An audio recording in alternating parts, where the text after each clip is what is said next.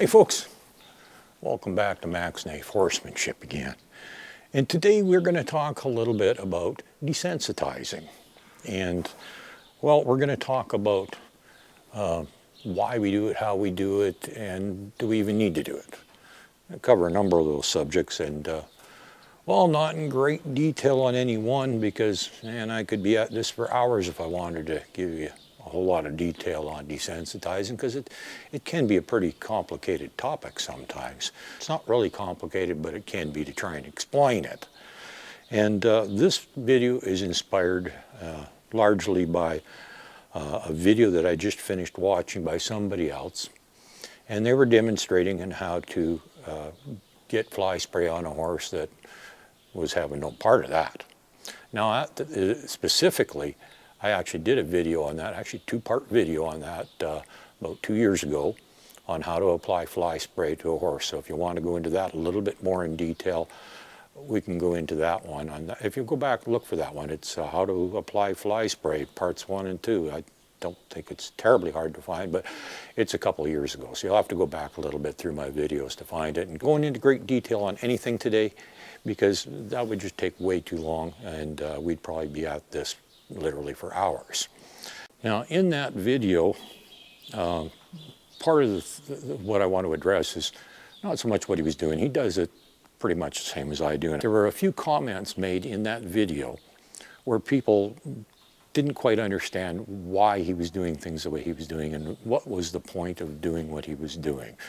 One of them suggested, and I've heard this before when it came to desensitizing in general, is, what's the point of scaring a horse? You're trying to teach it to not be scared. Why are you scaring the horse? Well, you're not. You're teaching the horse it doesn't need to be scared. And because of the way horses react, it can look pretty dramatic sometimes, and it can look like they're, just absolutely freaking out and they're terrified, but it's not really that bad. And that's why many of the better techniques work very quickly, like literally within minutes, because the horse really isn't that horribly scared in the first place.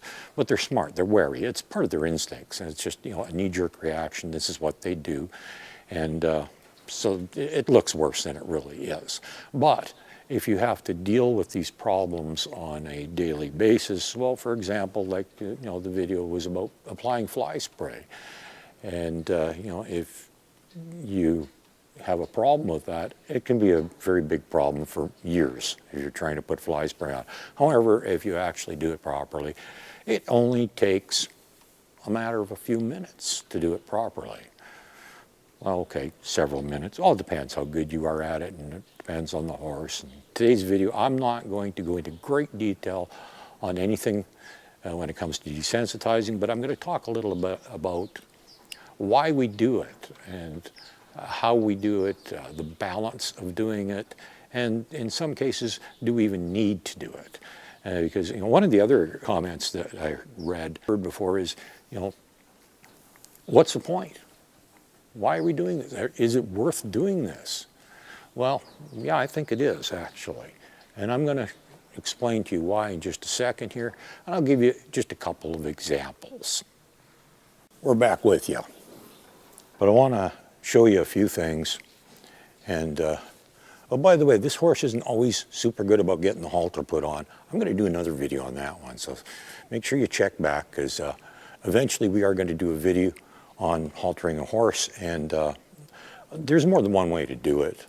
And well, I know of a couple. I'll show you what I know, because for some horses you have to do things a little different, which I discovered the hard way, because they're not all like mine. Anyhow, one moment please. Now, the video that I recently watched was about how to put fly spray on a horse. Now, what you got in my hand here it's a fly spray bottle, but it's an empty one. I actually picked up that somebody else was going to throw out, and that's, well, there's nothing wrong with it. It still works. And so for training purposes, I fill it with water. And if you go back and watch my videos, you'll see that I talk about that. Water's cheap. You can spray it all over the place. It doesn't matter. Well, why would you want to teach a horse to accept fly spray? Well, I'll give you a little bit of an example here. Well, there's nothing in this one, so I can't even demonstrate with this one. But I'm going to show you another bottle, and I'm going to show you exactly why Applying fly spray easily is important and not having a force freak out when you're doing it. Now, personally, I don't even use the stuff because, well, quite honestly, I haven't found any that works well enough that it could justify even bothering to spend 50 cents on this stuff because, you know, the amount of money that people spend on fly spray and it only lasts about 5 minutes before it doesn't work anymore. And I don't even use fly spray myself. But why would I bother to train a horse to accept fly spray though? Well, because with many things in desensitizing, it's not about what you're actually using, it's about all the things that are similar. Remember that. I'm going to talk about that in a second because I'm going to show you something else where we did have to spray her with something. But, you know, maybe the next person that owns the horse, if it's a horse you're going to be selling eventually, or maybe someday you might want to be able to do it, but, you know, it doesn't hurt. You know, it's all about the horse trusting you that, you know, when you do something weird, that it's not going to hurt the horse one little bit. But, you know, like I said, I don't use fly spray, so fly spray itself is actually not really all that important to me. But other things are. Let me give you an example. Now, on this particular horse,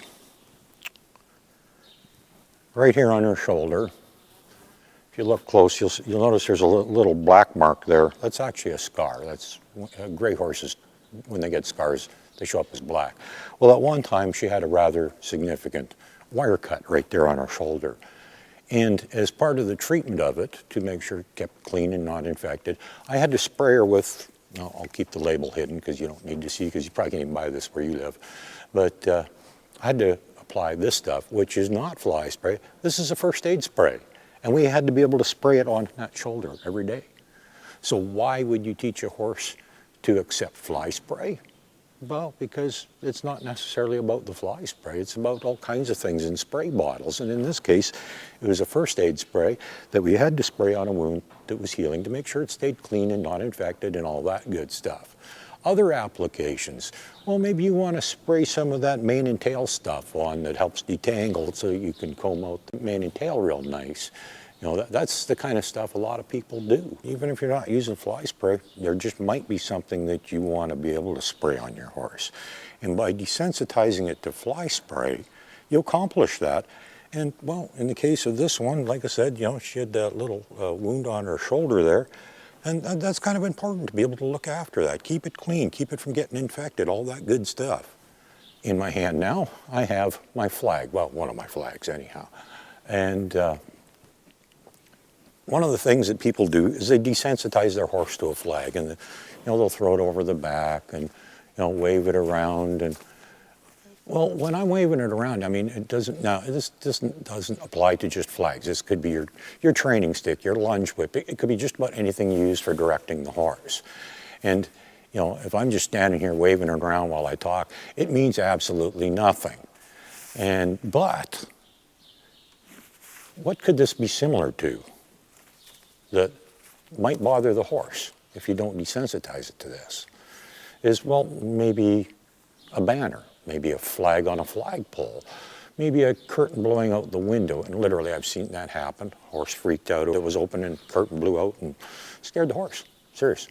So, I mean, stuff like this helps keep the horse from becoming reactive and overreacting to this stuff. And, you know, it could even be, you know, your coat flapping in the breeze, you know, stuff like that. It's just like when it comes to, you know, putting your rain slicker on. Well, what would be similar to that? Hey, how about that big scary tarp that we use to desensitize horses that most people like to use? You know, things like that. You know, it's, I mean, in the wild, or when you're riding, are you going to come across a big poly tarp? No, not likely. Very unlikely. You're not going to come across somebody waving a flag either. But there are so many things similar that, well, for example, like I said, you know, if it starts raining, you want to put your rain slicker on. Well, that's not a whole lot different than one of those poly tarps to a horse. And by desensitizing it to one of those poly tarps, you are less likely to have a bad thing happen when you put your raincoat on, okay? And so it's not necessarily about the items that you use to desensitize a horse. Oh, I could use another one here as an example, but I'll get into that one in a minute. But I want to talk about the balance when desensitizing, because desensitizing done wrong, and I talked about this before, is if it's done wrong, it can have terrible results, especially if you overdo it. You can actually end up with a shutdown horse. Now, some people actually like these really super quiet horses, but if you over desensitize them, they can actually get to the point of dull, where they don't respond to anything, including your cues. And that's one of those things that we really don't want to have happening. And so there's a balance when you're desensitizing is, yeah, she's going to completely ignore this thing when I'm waving it around in front of me while I'm talking. But if I actually use it to direct her, she's going to respond to it. She's not going to blow up and freak out and get scared of it because I've desensitized her to it. But I've also not gotten carried away with it to the point where anytime I want, I can use it to ask her to move. And it'll get to the point where if the horse knows you're serious when you're using your cues, the minute you pick your training stick up or your lunge whip or and hold it up, they know right away whether or not you want them to do something. And so there's a balance between, well, I like to say the reactive. That's when you desensitize them, but you don't want to overdo it to the point where they're dull. You still want them to be responsive. So there's a balance between desensitized and sensitized. Desensitized is the responsiveness, but you don't want them reactive. So there's a fine line in there. And it's not a simple thing. Like I said, that alone I could talk about for an hour. I'm not going to do that. Don't want to drive you nuts. You get to hear me talking enough as it is. You'd rather look at her, wouldn't you? Yeah, I knew you would. Yeah, you. I saw you. You were looking at her the whole time. You weren't even listening to what I was saying. You're busy looking at the horse, weren't you? Yeah. Well, anyhow. Okay, so there's a balance when you're desensitizing between desensitizing them to a certain object, but maintaining a certain sensitivity to it that, well, you don't want them reactive, but you do want them to be responsive. Well, obviously, this doesn't bother her, as you can see. Yes, nice girl. But do we even need to desensitize our horses? Historically, there are many examples of very good horsemen that don't. And I can think of a few of them. And depending on your skill level, you might not have to. If you can build a good enough relationship with your horse that it trusts you no matter what happens, you might not actually have to desensitize it. But it also depends on the personality of the horse. Some horses are just super reactive and they'll blow up at just about everything. But at the same time, you might end up with one like the one I just recently sold. When it came to desensitizing, I went through everything I could think of, from ropes to flags to sticks to whips to cracking stuff to popping to the scary tarp, the whole bit.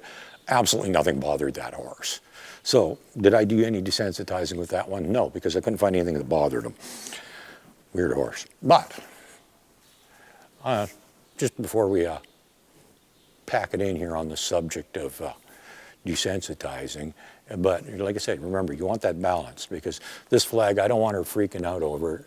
And you see, I'm not even holding on to her lead or anything. She's standing here. But if I want her to move, I can still use this flag. And I don't have to get crazy with it either, because all I got to do is I'm just going to hold on to the lead here to keep the front end stationary, and then I'm just going to ask the back end to move over. And she's like, oh, you want something, do you? Okay. You see? Very good. Good girl. Did you see how that worked? That's a balance. That's where, even though this thing means nothing to her when I'm not using it for something, it still very, very easily means something to her when I want it to mean something. And I can still use it as a tool for cueing her. And the same thing applies to, well, all kinds of stuff. But yeah, I'm going to give you another example here before we go. One more thing where it's not what you're using, it's what it's similar to. Now, of course, we got the lead attached to the horse. Not that we really need it, but just in case I want to actually move her over back and forth a little bit to keep her in line with the camera, it's convenient, okay? One of the things that you're going to see a lot of people do when they're desensitizing is, now I'm going to just move her over a bit for this. You'll see a lot of guys will be throwing a rope over their back. And well, you could be doing that with your training stick and string. because it has a rope on it. You can do this. I do it with the lunge whip as well. You can also do it with your lead rope. And there's a lot of reasons for doing it. And someone will say, well, what the heck do you need to desensitize your horse to that for? Well, because when I bring her in the door, on the rare occasion I actually even put one of these things on, a lot of times it doesn't come through the door just for convenience. I'm just going to toss it over her like that. Now, do I want her having a meltdown and stomping on me when I do that? No, I don't. But that's not the only thing. No. Like I said, when you're desensitizing a horse, it's not the individual items you're using, but it's all the things that are similar. And like I said, a matter of minutes or even hours can prevent years of problems. Now think about this thing for a second. What could this be similar to? Similar. What is similar? How about all the strings on your saddle? Well, if you got a Western saddle, that is. Or maybe while you're saddling it up, the cinch is hanging down. And on a Western saddle, you could have a fair bit of latigo hanging down on the other side. What about your reins? What about the drawstrings on your coat? There's all sorts of things that could be similar to this. So are we desensitizing the horse to the rope? Nope, not really. We're actually desensitizing the horse to everything similar to the rope. And that's one of the points of desensitizing. But, and it's, like I said, one of the comments was, well, why do you want to scare the horse? You're trying to teach it not to be scared. Well, that's the whole point. If you let it get a little bit worried about things, but keep doing it, it realizes that the worry doesn't do any good. And when it stops moving, it stops getting worried, you stop doing it, then it goes, oh, okay, it's that easy, I just got to stand still. And then when the horse stands still, then it starts realizing that if you still do it once in a while, which is how you go about it eventually, that guess what? Nothing bad happened. Not a single bad thing happened. And the horse realized, you know what? It's something I don't need to be worried about. And, well, that's kind of how desensitizing works. That's a very simplified version. There's a lot more to it than that. But, mostly I wanted to talk about why we bother to do it. It's, like I said, it's not about the individual things that you're using. It's about everything else. The flag, I desensitize a horse to a flag because there's a lot of things in the real world when you're riding that are similar to flags, whether it's streamers, banners, flags on poles, curtain blowing out the open window, your coat flapping in the wind, all these things similar to a flag. Many things, and there's probably a lot more that I haven't even thought of. Where do you think you're going? That big scary tarp, remember that thing? Yep. Think about it. There's a lot of things out in the real world that might be similar. And, there's also a lot of different ways you can use it, including having it walk across it, which gets them used to different things that they may have to, the footing's going to be different in different places. So, it has benefits there. Let's see. Well, we did the fly spray, could be, that could be for taking tangles out of your mane. That could be for first aid spray. A lot of different things like that. Or maybe, when somebody else is spraying their horse. Because sometimes if they're even near your horse, they get worried about this stuff. And in most cases, it boils down to, we desensitize for safety. And, I don't need to tell you, I think I've said it enough times, I'm big on safety. Yes, dear. I'm big on safety. And so I want a horse that isn't going to have a meltdown because I don't want her getting hurt because, if I go to spray her and she jumps sideways to get away from the spray and then hits something that can injure her, all of a sudden I got a vet bill and an injured horse. And the horse might just connect that fly spray to the injury and think, geez, that stuff really is bad. So, you don't want that. And if there's a person, well, it might hit them, hurt them, safety for them. If there's another horse nearby, the horse might freak out enough, it bumps into another horse, and next thing you know, the two horses are kicking at each other and they get injured. Okay? So it's safety for you and it's safety for the horse. And all of these things. Same with the flag, the tarp, the ropes, all these things, all are safety issues because they keep the horse from freaking out.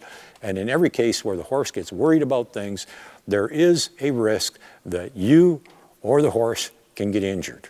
And that can be a lot of pain and suffering and sometimes a lot of money. Vet bills aren't cheap, Have a good day.